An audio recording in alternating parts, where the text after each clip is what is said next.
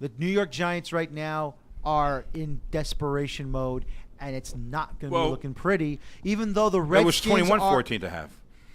Oh, I thought it was 17-14. No, 21-14. Then it's my fault. Then because Kuhn scored that touchdown right near the end of the half. Okay. To make it 21-14. Okay. So 21-14. But still, also, though. Here's our players who are also hurting and might not play. Bradshaw, Canty, Roll. Right. Tuck is going to play even though he's got a chest injury. And Webster's also got rib injury. These are players who didn't even practice yesterday. Yeah. Whether they're being kept out as a precaution and make sure they can play Sunday. But here's the thing. They're playing the Redskins. I mean, seriously, Coughlin and the Giants are risking major injury right now. Even though they haven't practiced, you don't know if you're going to re-aggravate something. Well, you have to win the game. No, I understand that. There's no risk involved.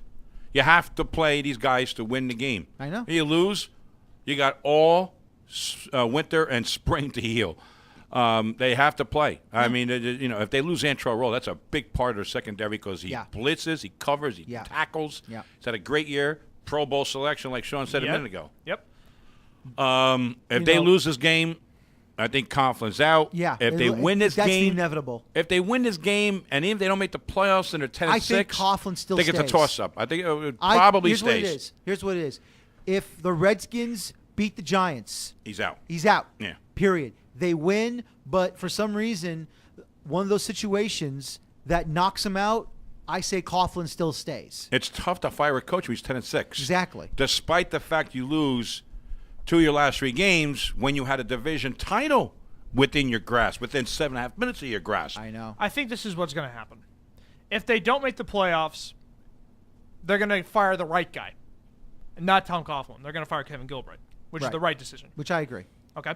They're going to bring in a whole different offense coordinator. Oh, I agree. Who knows, okay, what plays to run in the right times. Right. Kevin Gilbride likes to throw His the ball. play calling has been really head-scratching a lot of times this year. Kevin Gilbride, when he starts to pass, he doesn't stop. I'll throw in this then. He throws the ball too much. I'll throw this in. Yeah, when he starts to throw, he can't stop. If the Redskins beat the Giants full out, both Gilbride and Coughlin are done. Well, if you fired head coach, the new head coach want to bring in his own staff anyway. If Washington beats the Giants, then yes, they are both out. Regardless of if they miss the playoffs, all right, and like if they lose in the first round, if they don't make the playoffs and they're 10-6, he might still stay. Kevin Gilbride is gone. Okay. Oh, Gilbride, I think is on shaky ground. No doubt about that. With the loss to Washington, both Coughlin and Gilbride are gone.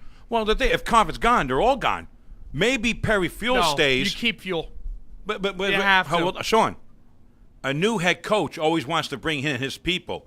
You can't, like what Jerry Jones did with Dallas. I can't see why anybody wouldn't like Perry Fuel. I mean, you can't bring in a coach and say, well, you have to keep these assistants. Coaches like to bring in people who have their philosophy, who are on the same page with them as far as strategy. Okay. Let me ask you this. It's going to be tough to go. Now, Perry Fuel might stay because I think he's still a good coach. Let me ask you this. Let's say Bill Cowher comes in for the Giants. Right. Is Perry Fuel a Bill Cowher guy? Yes. Okay, then he stays. Right. No questions asked. But most times, new head coaches like to bring in their people. No, I understand that. Who are the number two candidates? Cowher, and probably Gruden, right? Right. Perry Fuel is probably both a John Gruden and a Bill Cowher guy. So it's not going to really matter. I think if either guy comes in, Perry Fuel's staying. If Cowher comes in, you might have Russ Grimm on the staff. Right. There's a lot of things that, so we'll see what happens there. But let's get back to the game. The Redskins, Grossman has played well the last couple of weeks. They're not going to be an easy out playing down in Washington. Shanahan is walking the tightrope. No, he's not. No, he's not. He was making this decision, but somehow is he's solid. Shanahan is solid. He's got a big contract. He's staying there. Listen to me. Shanahan has never walked a tightrope in his life. When he made the decision to start Grossman over Donovan McNabb, I think so.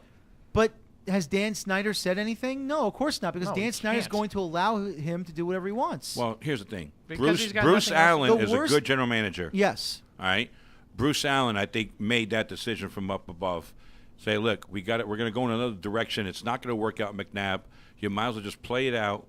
I don't like the way they handled it. So But you're saying let Grossman play, but then they're going to have another quarterback next year. absolutely. Okay, Looks good. like No Do you doubt. know I was how- about to say, I like, mean, you're seriously, not seriously how considering. Kevin Do Kolb. you know how dysfunctional the Sure. Washington Redskins are for like ever since Dan Snyder has owned them? First round draft pick, that'll work. It doesn't matter if you get a first round draft pick; they're going to screw that up too. No, he's, for no, he's Cobb. talking No, about I'm Kevin saying Kolb. Kevin Cobb. Give me a first round draft pick for the kid. No, you're not going to get a first Oh. round pick for him. I'm talking about the Redskins. I'm not talking about. You're going to go about right now. You're going to get like maybe a third round pick for a Kevin Kolb.